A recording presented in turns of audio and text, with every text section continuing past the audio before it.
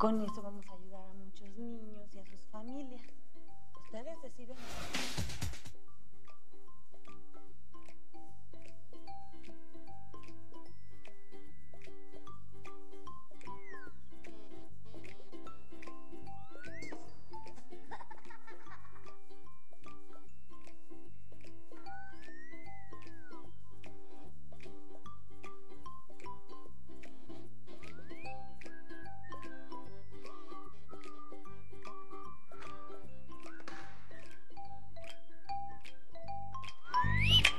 Mira, si quieres pon aquí tu alcancía y siéntate.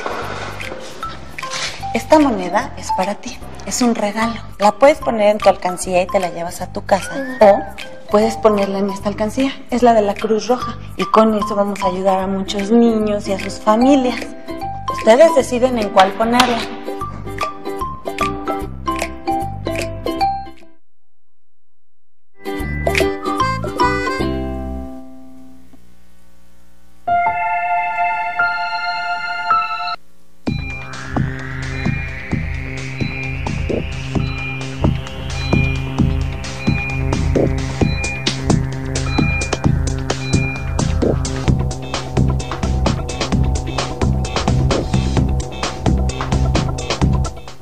Amigos y amigas, ¿cómo están todos ustedes? Buenas tardes, los saludamos como todos los días en Protagonista de la Salud.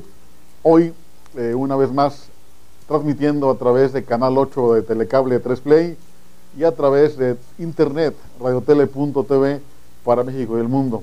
Recordemos que esta emisión se repite a las 8 de la noche por radiotele.fm y a las 11 de la noche por radiotele.tv y por el mismo Canal 8. 3 emisiones en un día para que ustedes nos acompañen.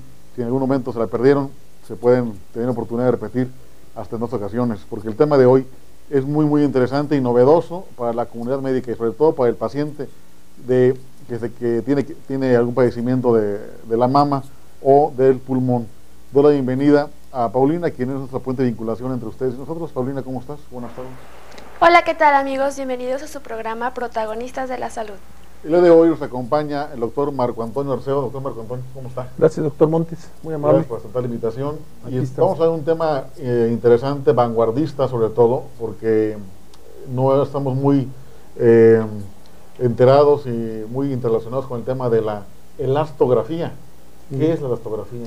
La elastografía es un método sonográfico relativamente nuevo, doctor Montes, que lo que busca o que lo que pretende evidenciar es realmente la compresibilidad que tienen los tejidos. Esto va muy de la mano con los problemas tumorales.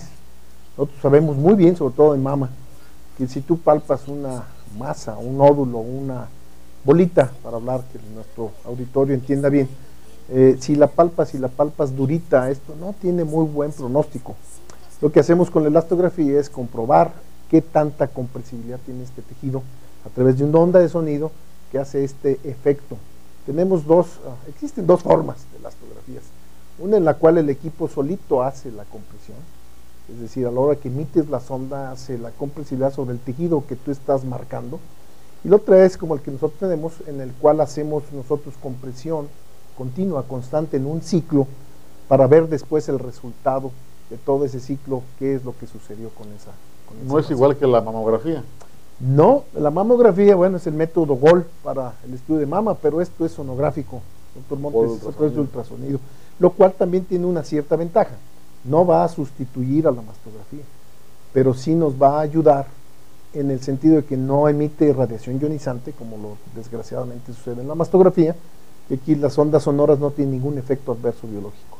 Esto para las mujeres que se detectan con la autoexploración, algún nódulo o bolita en la mama, ya sea derecha o izquierda, en algún pecho, pueden contar con el método de elastografía, que no produce tanta, no efecto secundario de la radiación, pero sí es un método quizás menos doloroso para la paciente.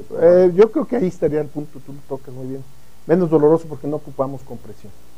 La mastografía hay muchos mitos, en el sentido que dicen que no debe de utilizarse porque puede producir cáncer la radiación. Yo quiero decirte que es mucho más grave, mucho más peligroso, por ejemplo, el quehacer de un sobrecargo de vuelos en el avión, está más expuesto a radiación que lo que tú puedes recibir con una dosis de radiación, siempre y cuando sea en el aspecto diagnóstico, ¿no? O sea, que esté bajo controles de calidad y con centros bien establecidos. ¿En qué utilidades, en qué enfermedades más bien se utiliza la elastografía? Cáncer de mama. En todo lo que tengas una bola en las mamas, doctor Montes, ahí tiene utilidad la elastografía. Y la elastografía no es exclusivamente para mama, hay muchas otras indicaciones o aplicaciones en el resto del cuerpo, pero en mama es muy prometedor porque es una herramienta extra que tenemos para saber qué pacientes se deberán de biopsiar o no. No es que esto te diga quién biopsiase o no, pero sí es un filtro extra. Nosotros tenemos en la mastografía o en el estudio de la mama por imagen, tenemos clasificaciones. Y una de ellas es la que llamamos de BIRADS. Y BIRADS te indica no nada más qué es lo que estás viendo en la imagen, sino se hace un estudio de estadísticas, se hace un estudio de reportes y también te indica qué es lo que tenemos que hacer dependiendo del BIRADS que te reporten en el estudio mastográfico. Entonces lo que sucede con la elastografía es que nos sirve como un filtro todavía extra, porque a partir del BIRADS 3 algo tenemos que hacer con esas mamas. Entonces ahí tenemos esta otra herramienta muy útil, muy útil realmente. Y muchas veces en el medio público los mastógrafos se la pasan descompuestos. Y entonces la elastografía se convierte en una herramienta útil, alternativa para el diagnóstico. Sí. Sin ser esto el diagnóstico para detección temprana. Aquí sí seguimos con la mastografía, a pesar de los pesares que dices, doctor Montes, pero sí, esta es una herramienta extra. Definitivamente es una herramienta extra. De hecho, perdón que te interrumpa, la escuela europea es mucho de imagen. Por ejemplo, la escuela europea está un poquito peleadita, tú lo sabes bien, o peleada contra la escuela gringa o la norteamericana. Los gringos prefieren, por ejemplo, en el aspecto de invasión de biopsia, lo prefieren con trucos, ¿no? Para obtener más tejido y poder saber si está o no tomada la membrana basal. Y la escuela europea no, la escuela europea habla mucho de la aguja fina, ¿no? Aun cuando no pueda hacer diagnósticos muy tempranitos, pero con buenos citopatólogos, pues están de la par, muy de la par. Y esto también, la escuela europea también empezó acá, que de hecho empezaron los japoneses, que ellos tienen ya una clasificación para los scores que utilizamos en las interpretaciones de las elastografías. ¿Hay equipos suficientes en Michoacán, en Morelia, para hacer este tipo de diagnósticos? No, hay muy poquitos. ¿En medio público habrá? No, ¿verdad? No. Yo tengo conocimiento tampoco. Hay mamógrafos, que eso sí. Sí, hay mamógrafos. Y mayor parte descompuestos todo el tiempo, ¿no? Desgraciadamente sí. ¿Y infraestructura, gente y equipo, hay suficientes en todo el estado? No. ¿Se conoce esta técnica? No, tampoco. ¿No es muy conocida? No es muy conocida. ¿Y esto por eso se debe? Yo te agradezco mucho la invitación. ¿Y a qué se debe? ¿A qué se debe? Que es muy nuevo el método. Okay. Y desgraciadamente es costoso también. Es costoso el equipo. Obtener este software y esta posibilidad en tus equipos sonográficos sí eleva ostensiblemente el costo de los mismos. Comparado con la mamografía, el estudio es más económico. Sí. El estudio, bueno, va muy de la mano. El equipo es costoso, pero el estudio puede ser económico. Sí, en realidad sí. Y el beneficio que obtienes, yo creo que vale la pena. Ojalá no lo creo yo, está escrito, ¿no? Porque si no entramos en los yoyos, ¿no? No lo digo yo, eso ya está establecido. ¿Quién tiene que hacer el estudio? ¿Un médico radiólogo, un técnico radiólogo? Normalmente aquí sí, porque tienes que tener la sensibilidad, por ejemplo, en la máquina que nosotros tenemos de hacer el rastreo y ser más o menos parejito el ciclo. Y tiene también sus indicaciones en cómo sacarlo, ¿no? Es decir, la masa no debe exceder más del 30% del cuadro del ROI de interés, ciertas cosas, pero no tiene mucho estudio. Realmente la cosa es quererlo hacer, porque la máquina hace casi todo. Okay. La máquina hace todo, entonces esto da también más confianza, porque no es tanto operador dependiente como en ocasiones es el ultrasonido. Nosotros hemos hablado mucho del ultrasonido, que es el método más artesanal que existe en la medicina, al menos en imagen. Yo puedo hacer en un estudio de ultrasonido, puedo hacer cosas que no existen, o puedo desaparecer cosas que existen. Se da el caso que muchas mujeres, cuando se hacen la mamografía, luego les ponen por ahí el médico radiólogo, por favor, corroborar el hallazgo con un ultrasonido mamario. O sea, ¿qué va primero, el ultrasonido mamario o la mamografía? Hay a veces, quiero Es decir, que a veces nos volvemos mañosos y no deberíamos de serlo. Es como para hacer el otro método. No, nosotros normalmente, esto no es comercial, pero normalmente lo que hacemos es los dos métodos, y esto generalmente ya no tiene un costo adicional. ¿Qué es lo que sucede con la mastografía, doctor Montes? Si yo encuentro una masa, yo lo primero que tengo que definir si esa masa es sólida o es quística. Y si es sólida, quiero definir cómo está, sus bordes, en fin, sus cosas. Pero lo principal es si es sólido o es quística. Si es quística, generalmente son benignas.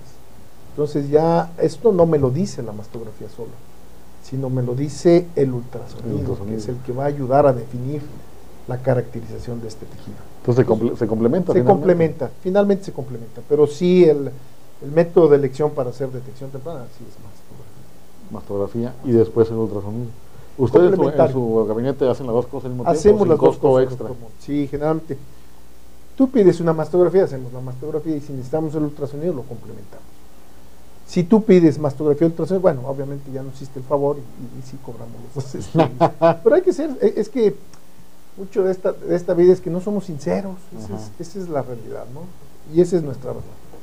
Y hablando de ultrasonido es hablar de elastografía, nada más. Sí, bueno, ultrasonido solito, pero si tenemos, repito, la presencia de una masa, sí estamos complementando con elastografía. La elastografía es diferente al ultrasonido normal.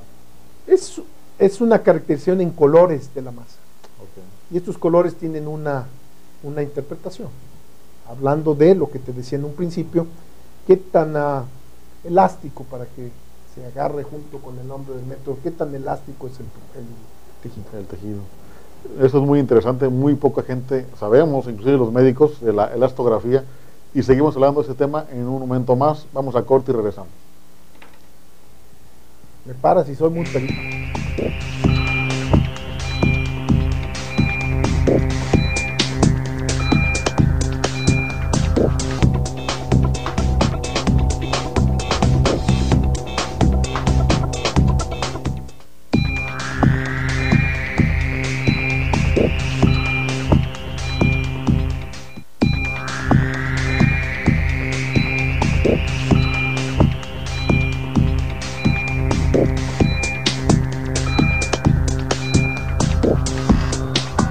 ¿Tienes problemas con tu respiración? ¿Asma? ¿Bronquitis?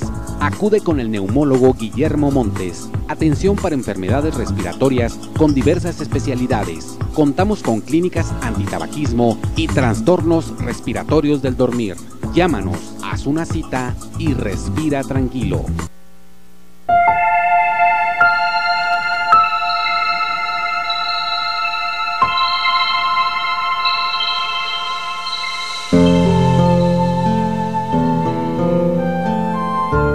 Dos culturas hermanadas para siempre te invitan a conocer su rostro único. Conoce la grandeza que el paso de un hombre dejó. Cuentan que en el suelo de Pátzcuaro su báculo golpeó con fuerza y con el manantial que brotó a sus pies calmó la sed de los fieles. Pueblo originario, lacustre, volcánico, festivo. Tu religión es un canto profundo. Tu secreto aún corre con fuerza y cae en forma de cascada.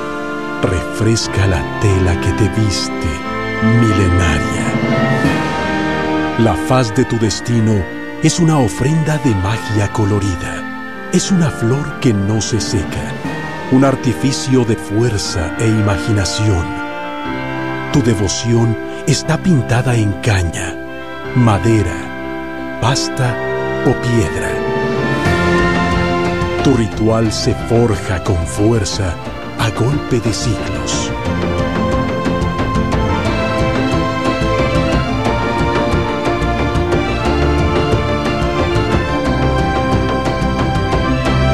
En Michoacán.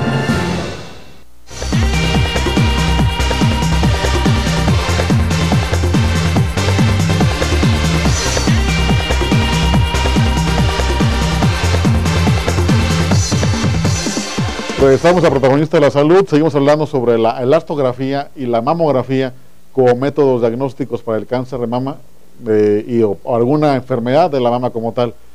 Tenemos preguntas del público, Pau, por favor.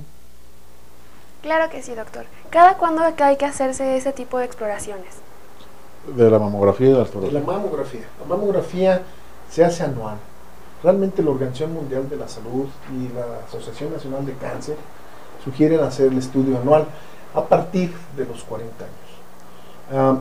Por ahí hay médicos que dicen, hágalo bianual, hágalo cada 2 años. No, lo ideal es anual, Y a partir de los 40 años, toda mujer debería tener una mastografía de base y a partir de esa edad, anual, su estudio. Algo que es interesante es, perdón, señorita Pau, que es interesante es, hay dos indicaciones principales para la mastografía. Una es diagnóstico y la otra es de chequeo. Entonces la pregunta, yo creo que la que ustedes le hicieron es de chequeo. ¿Cada cuándo hay que hacerlo? Hay que hacerlo anual. Y lo que es muy recomendable es, actualmente todos los equipos, doctor Montes, y todas las impresiones son digitales. La película es muy especial, sobre todo en la mastografía es muy especial. Sí les pedimos que no las expongan al sol, porque a veces las vemos a las pacientes que nos van con sus estudios para el control y las traen como si fuesen rollitos de pergamino. Pergaminos de planos de construcción. Se degrada un poco la imagen, que la cuiden, porque es muy fácil hacer el comparativo. No todas las máquinas, no es posible que tengamos en las computadoras un año de estudios de todos, entonces se nos llenan los discos, pero si volvemos a ver la imagen es muy fácil hacer el comparativo.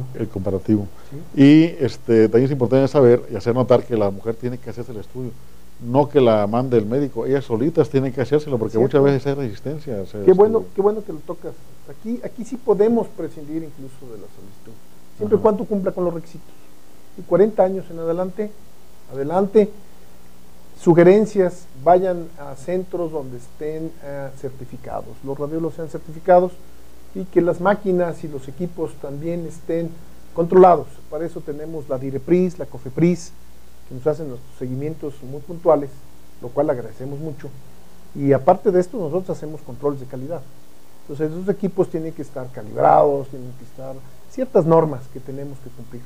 Y esto, obviamente, por eso les pedimos que lo hagan en centros donde tengan donde cumplan estos requisitos.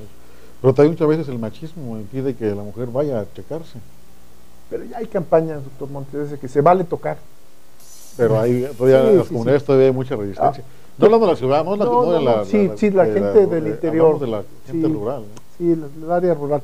Pero fíjate que ha cambiado un poco esto con las campañas, que algunas yo estoy de acuerdo, que andan con las campañas, con las camionetitas estas en las zonas rurales, pero tengan confianza, normalmente quien hace este estudio es una mujer, no estamos nosotros, no vamos nosotros, el doctor no va solamente que sea indispensable para hacer algunas proyecciones especiales o en casos de que tengan implantes las mujeres y hay que manipular un poquito ese implante, tampoco se asusten, no pasa nada.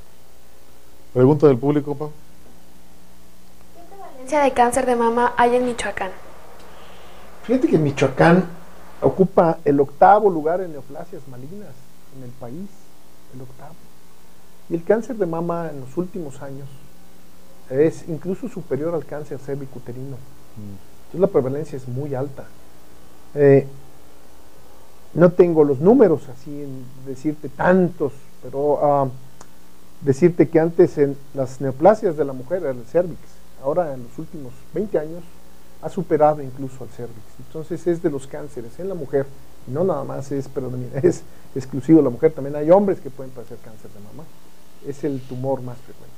Si quitamos ciertas edades, porque si hablamos de menos de 20 años, hablamos de enfermedades hematopoyéticas, de otras cosas que producen cáncer, pero si no, se dice que 1 de cada 8 mujeres puede ser potencialmente portador de cáncer de mama. Entonces, 1 de cada 8. Es muchísimo. Es muchísimo. Y también se dice, bueno, todos tenemos una campaña anual de cáncer de mama, quizás donde más se oye esto es en octubre, cuando llega el Día Mundial de Cáncer de Mama, que luego se lo hacen mes, pero el resto del año se acabó, no hay ninguna campaña, promoción. Sí, debería ser. Nosotros, por ejemplo, en octubre hacemos descuento en los estudios por ser el mes del cáncer de mama. Y después se deja de hablar. Es como el 10 de mayo. Exactamente. Nada más se acuerdan de su mamacita el 10 de mayo y el resto de los años ya no se acuerdan. Y la mujer que está en pleno climaterio y menopausia, ¿es candidata ideal a hacerse una mamografía? Sí, Te repito, doctor Montes, después de los 40 años todas. ¿Qué es lo que, a lo mejor sale por ahí una pregunta, señorita Paulina? ¿Qué es lo que les pedimos más bien a los pacientes? Primero, que no venga antes de su regla, porque normalmente las mujeres padecen congestión premenstrual. Entonces, antes de tener sus periodos, ustedes se conocen muy bien y son muy sensibles. La mama se vuelve muy sensible, se congestiona, y a la hora de nosotros hacer el apachurrón, bueno, las técnicas, es más sensible la mama. Entonces pedimos que sea después de su periodo menstrual, terminando su periodo menstrual, si todavía están arreglando. Y también les pedimos que no se pongan cosas en sus senos, porque a veces se ponen cremas, o se ponen desodorantes, y estos a veces tienen hidróxido de aluminio, que es un metal, y logra verse en la mastografía. Entonces, lo único que pedimos es que no tenga nada. No van a ningún show. Yo pensaba que se quemaba la mama con el estudio. No. Sí tenemos, fíjate que, bueno, que lo tocas, cómo se van hilando las cosas. Sí tenemos precaución con prótesis que tienen ya mucho tiempo. Okay. Con implantes que tienen muchos años. Los implantes no son para toda la vida. Eso también mucha gente no lo sabe. Ya lo haremos implantes la semana que entra. Sí, bueno, pues ahí les toca 15 años, lo máximo. Por ahí andaban ya con que a lo mejor sí ya va a haber implantes toda la vida, pero bueno, lo que pasa es que se vuelven menos resistentes, y entonces a la hora de la compresión, ya un implante ya viejo sí podemos causar algún daño, sobre todo en el chuponcito donde se inyecta o líquido o el gel que utilizan esto, sí puede haber fugas. No pasa nada, no pasa grandes cosas, pero bueno, tenerlo en cuenta. Ustedes en su centro radiológico, tienen pacientes que constantemente tengan la cultura de acudir a hacerse una mamografía. Sí, tenemos esa gran ventaja, la verdad, y agradecemos mucho a estos clientes. Tienen mucha la confianza en ustedes. Sí, bendito Dios, sí, y nos traen los estudios. Entonces, ya tenemos muchos récords de esos, en el sentido de que ya hay gente que vamos en la quinta, sexta, la octava, o la novena mastografía, y afortunadamente todo bien. Y es importante que conserven sus estudios, porque si no se pueden comparar las antiguas con las nuevas. Esto lo vemos también con la placa de toras, que los guarden. Ustedes, exactamente. Porque si no, hay situaciones. ¿No te ha pasado lo mismo, lo del síndrome del churrito ese que traen las placas así? Sí. O mojan las radiografías y no se le alcanzan a ver bien. Por eso se les pide que no las saquen de su carpetita y no las doblen, porque es un problema. Es un problema. Se ha dado el caso, esto quizás sea muy atípico, de alguna mujer embarazada que se haga una mamografía y resulte con cáncer de mama. Ahí va el fin de la película, de la pregunta. ¿En embarazo se puede hacer mamografía? No debe de hacerse. No debe hacerse.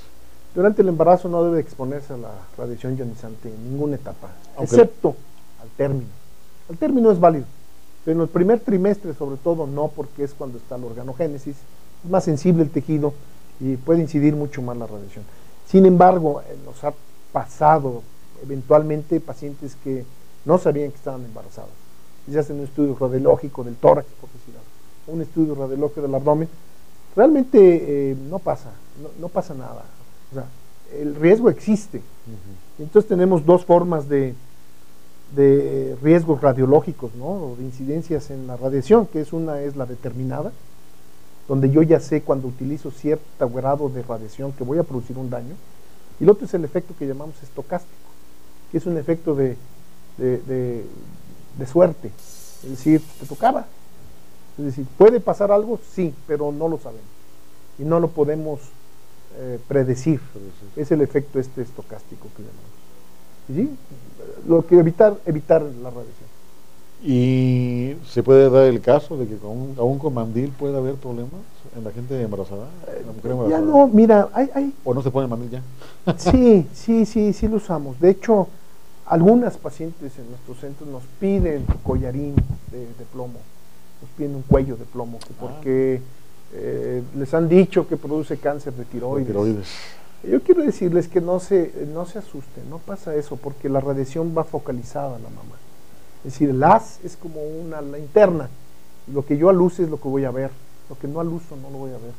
Pero sí, bueno, por precaución o por que estén más tranquilas, se les pone un collarín de cuello.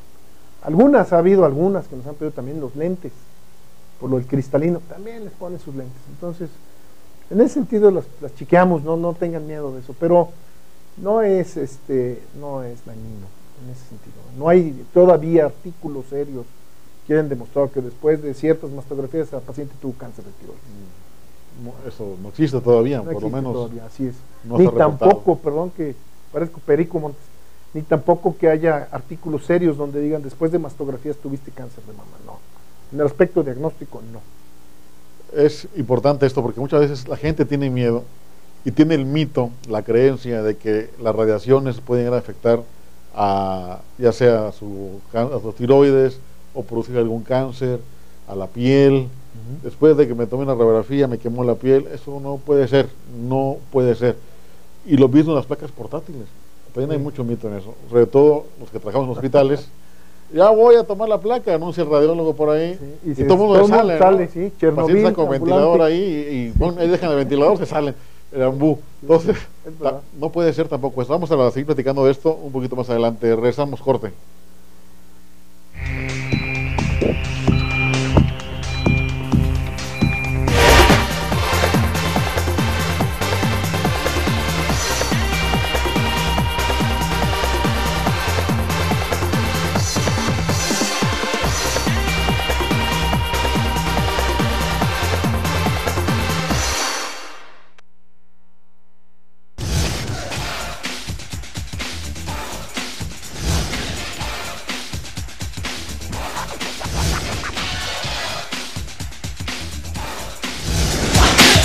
Acude con el neumólogo Guillermo Montes. Atención para enfermedades respiratorias con diversas especialidades.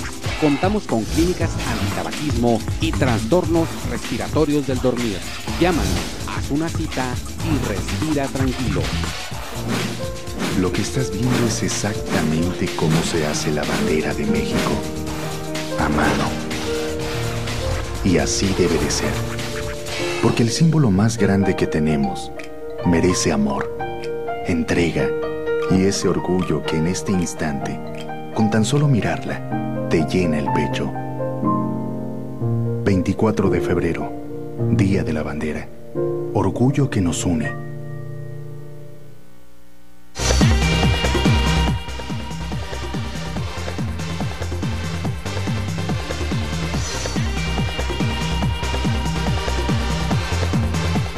Regresamos a Protagonistas de la Salud. Estamos platicando con el doctor Marco Antonio Arceo sobre la patología de mama y sus métodos diagnósticos. Hablamos de la elastografía, hablamos de la mamografía, y en este segundo o tercer corte vamos a hablar también de otro método diagnóstico novedoso para detectar nódulos pulmonares.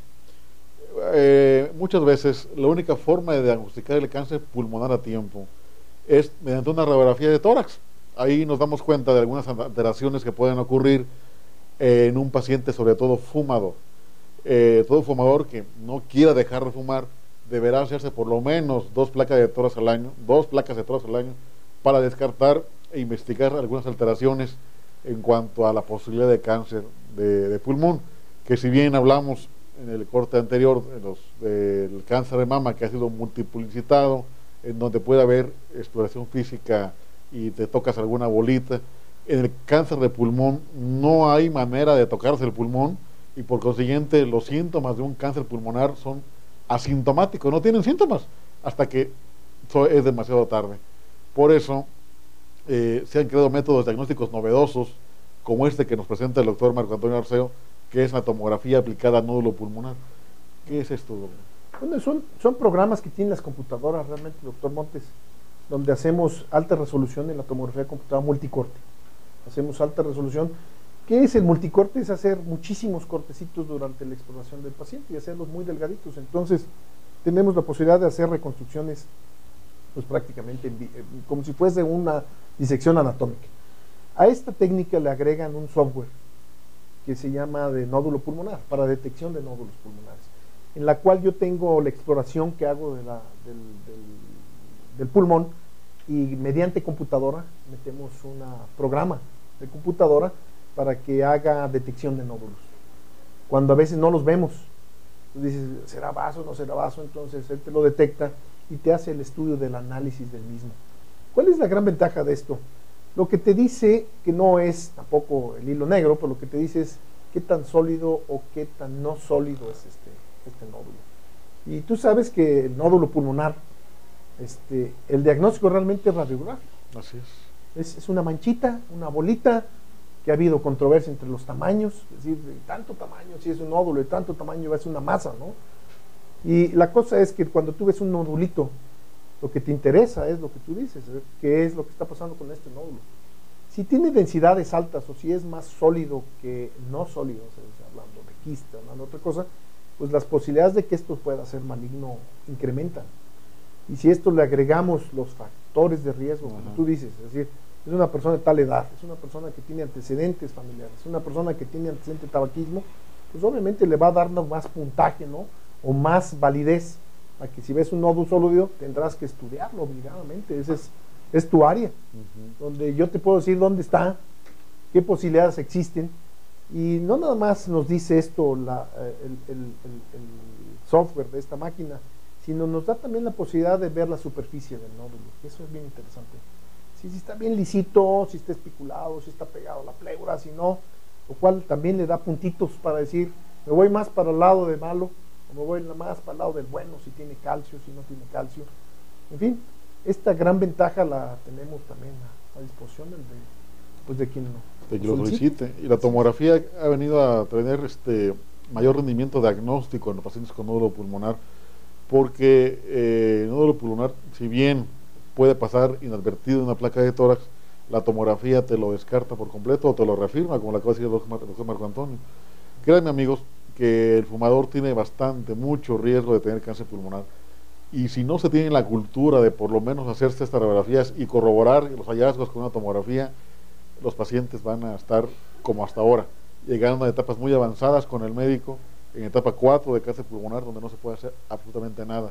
Y a nivel mundial, el cáncer más frecuente, el que provoca mayor mortalidad, es el cáncer de pulmón. Así es. Y ahorita, tú eres el experto en esto, pero ahorita ya el adenocarcinoma está arriba del epidermoide. El epidermoide, sí. Hay nuevas clasificaciones bien interesantes de todo esto, y dices, no puede ser. Y el adenocarcinoma se supone que no es tanto del fumador. Así es más bien el epidermoide, tengo entendido. Ajá. Entonces, yo aplaudo a ustedes, los neumólogos, a los que se dedican a esto, y las campañas que hacen contra el tabaquismo. El tabaquismo me van a matar las tabacaleras, pero yo les pondré un impuesto del 5,000%, pero por cigarro. No sería una buena idea. No, es que no debe existir el cigarro. Tiene muchos factores cancerígenos comprobados, no es traer algo contra ellos, es algo que realmente produce daño. Doctor Arceo, ¿y el ultrasonido en tórax tiene alguna utilidad diagnóstica? Sí, también, porque nos metemos en todos lados. En las lesiones que son pegadas a pared. Sí, y hacemos, de hecho también, se me pasó a mí decirle al doctor Luis Alberto, pero hacemos también biopsias pulmonares cuando están periféricas.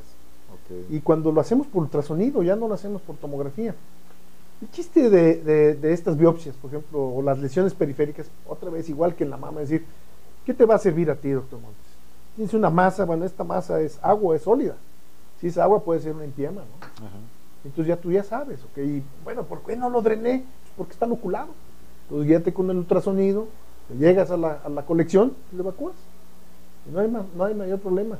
O si si es sólido, bueno, oye, échale una biopsia, con mucho gusto. O te invitamos para que tú lo hagas, porque a veces somos medio egoístas los médicos, ¿no? O medio raros, y creemos que yo me voy a robar al paciente o que tú me vas a quitar al paciente. No, adelante. No, hay que cambiarla. Hay que cambiar un poquito esa mentalidad. Exactamente. Entonces el chiste con el ultrasonido es que tú estés, primero que ubiques la lesión. Si la lesión la estás viendo con ultrasonido, no tienes aire interpuesto en esto, puedes meter una aguja, como a lo mejor por ahí sale una imagen de mama, una aguja donde tú estás viendo la aguja realmente dónde entra, y estás obteniendo el tejido de lo que a ti te interesa.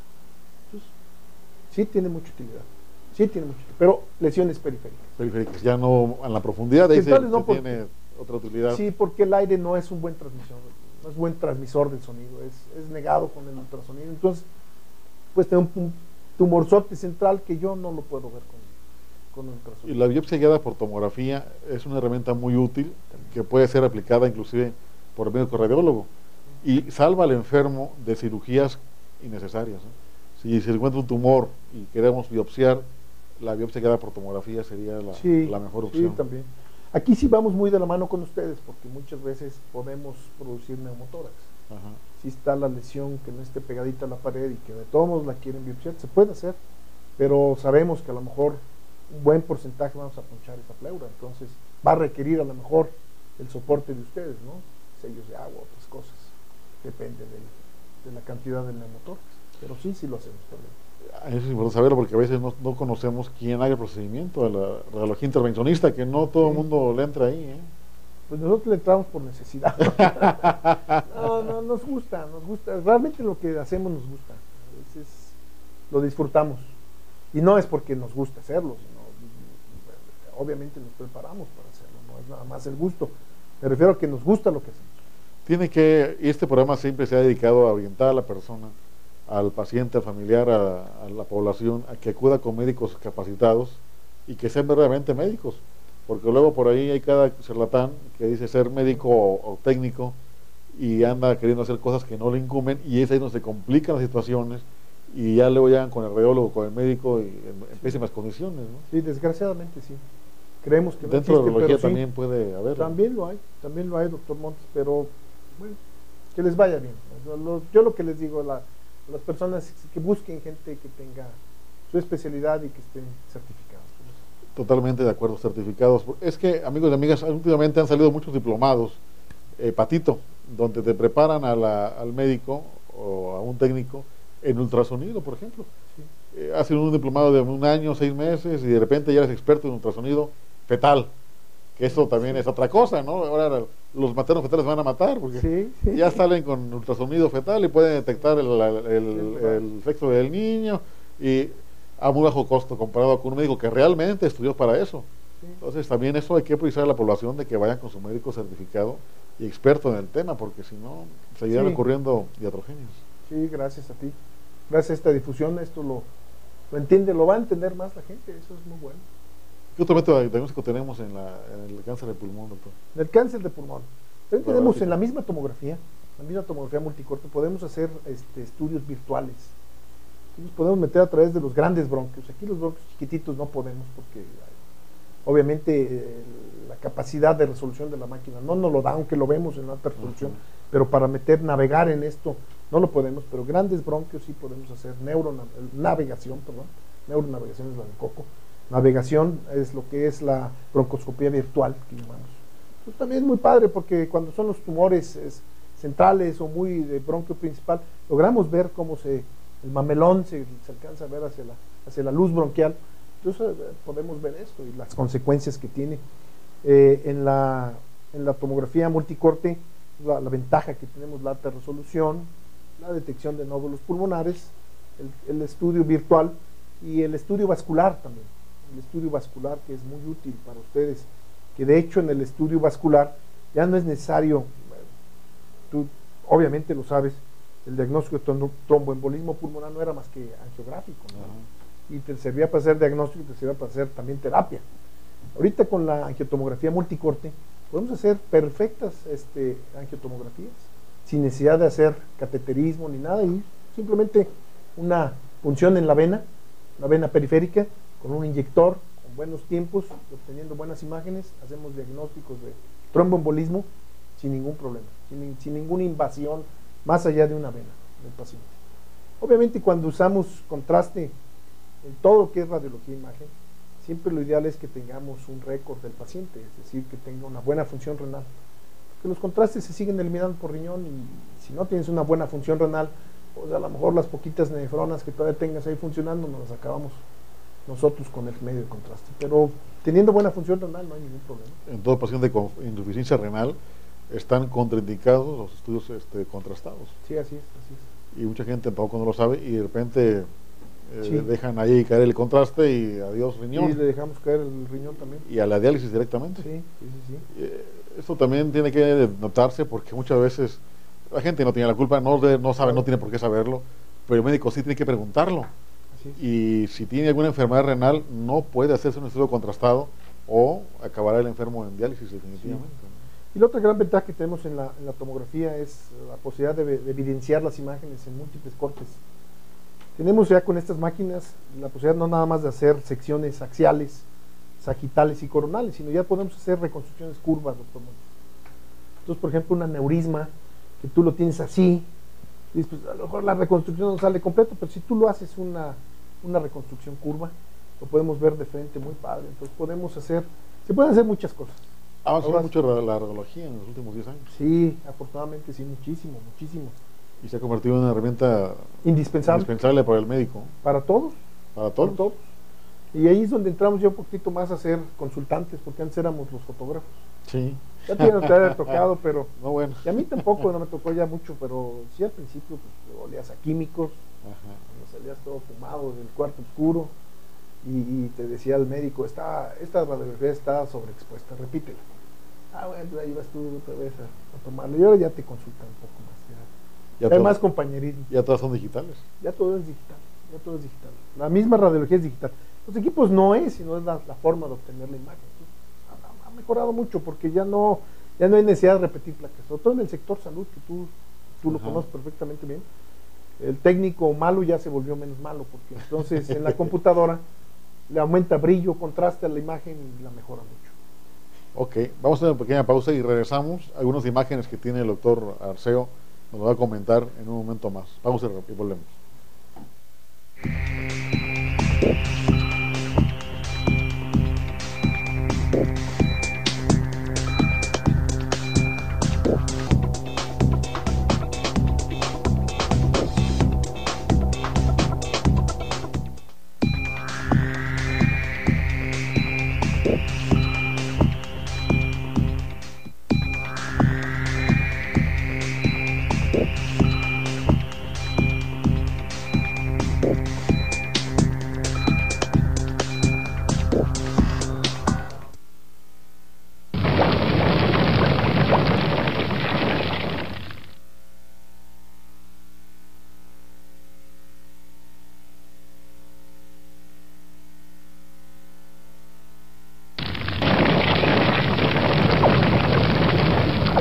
Cuando escuché que Michoacán es el alma de México, no entendía a qué se referían. Entonces fui. Vi las calles, los rostros, los detalles. Y es así. Michoacán es un lugar mágico, fundado entre lagos y montañas, lleno de gente cálida, noble y trabajadora. Quiero llevarme y compartir todo lo que he visto porque, después de este viaje, definitivamente uno no es el mismo. Esto es México, un lugar del que todo mexicano debe estar orgulloso. Por eso dicen que Michoacán es el alma de México. Y yo afirmo que, sin duda, el alma de Michoacán es su gente.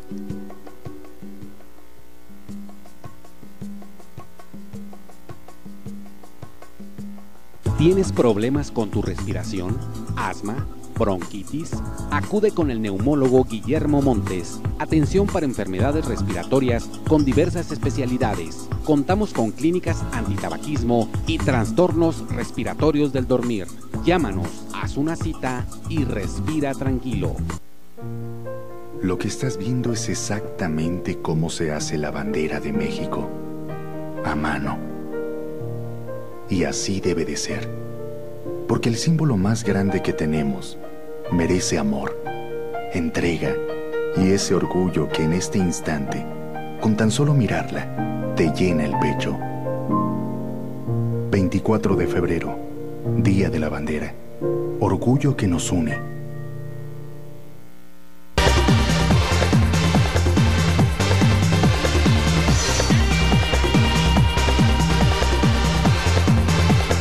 Estamos a Protagonistas de la Salud, estamos transmitiendo con el tema de elastografía y tomografía aplicada al nódulo pulmonar. Tenemos imágenes que el doctor Arceo nos va a hacer favor de explicarnos en este momento. Adelante, producción. Doctor, adelante. Son imágenes relacionadas con el tema de la elastografía y la tomografía. Estos son métodos bastante novedosos. Algo pasa con las imágenes, no pueden transmitirse.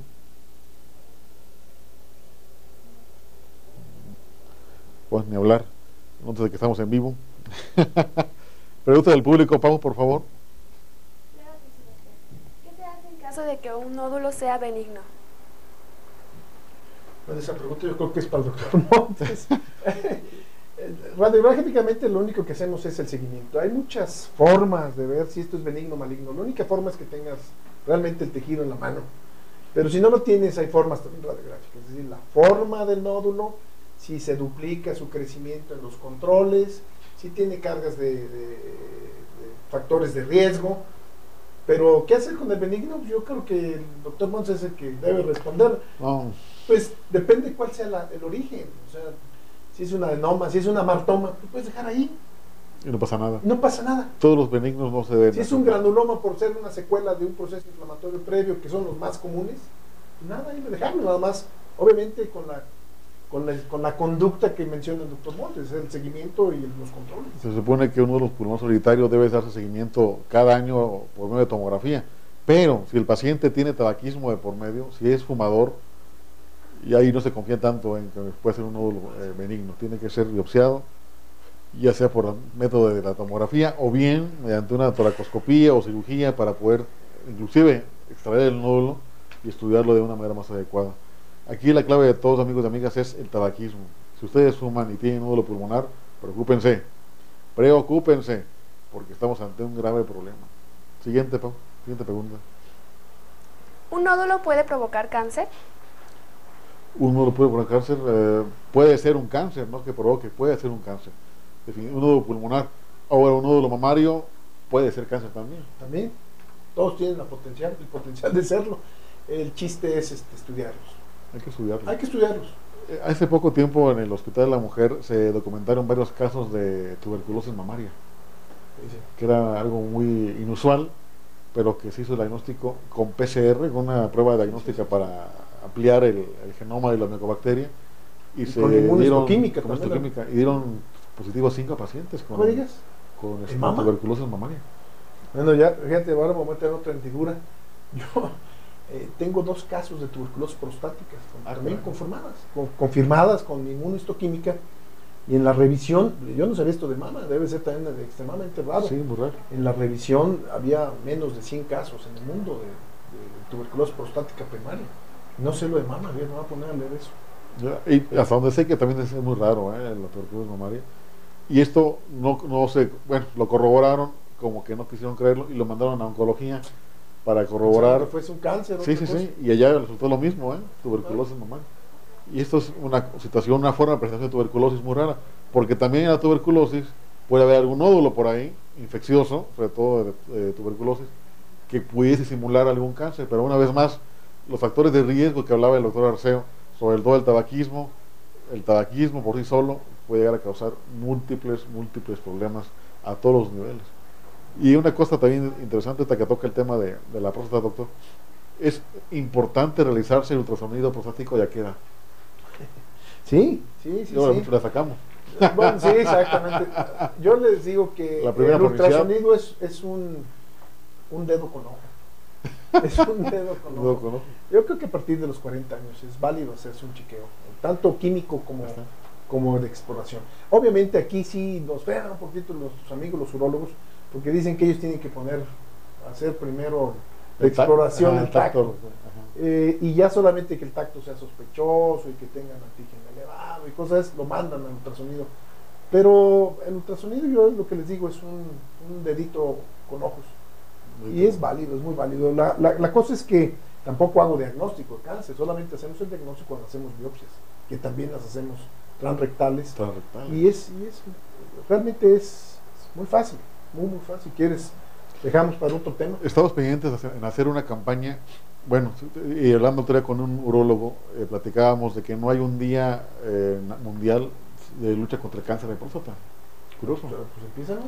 Pues vamos a lanzar una campaña donde se detecte a tiempo esta situación mediante antígeno prostático, pero también sobre el ultrasonido. Entonces lo vamos a invitar para que hagamos un equipo. Ahí entramos. Hagamos una campañita para luchar contra el cáncer de próstata. Con mucho gusto. Creo que están listas las imágenes, doctor. Vamos a pasar a verlas en cuanto la producción nos diga que ya están listas, porque es importante que no quede ninguna duda, y más si las apreciamos y las vemos, podría ser que no tenemos ninguna duda al respecto. Así que vamos con las imágenes, Susi. Ok. Listo. Mira, doctor Montes, aquí estamos haciendo en una mama la exploración táctil. Te fijas, una mama pequeña y lo confirmamos el nódulo. Ahí está en la pantalla.